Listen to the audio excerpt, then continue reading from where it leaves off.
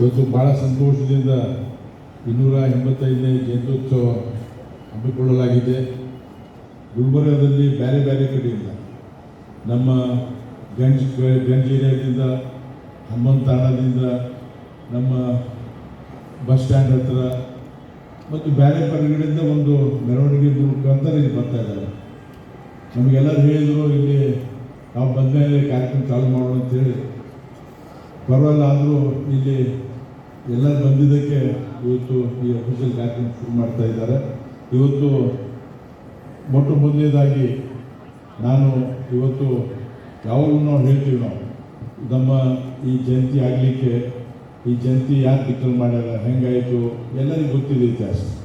ಇವತ್ತು ನಮ್ಮ ಮುಖ್ಯಮಂತ್ರಿಯವರು ಸಿದ್ದರಾಮಯ್ಯ ಅವರು 2018ನೇ ಇಸ್ವಿ ಫೆಬ್ರವರಿ ತಿಂಗಳಲ್ಲಿ ಕಲಬುರಗಿ ಬಂದಾಗ ಶರಬಸಪ್ಪ ದರ್ಶನಾಪುರ ಅವರು, ನಾವು ಬಾಬು ಚಿಂಚೂರವರು ಯಾರು ಕಲಿತಿದ್ದ ಅವರು ಶಾಪುರ್ ಬಂದಾಗ ಮಂಡನೆ ಮಾಡಿದ್ವಿ.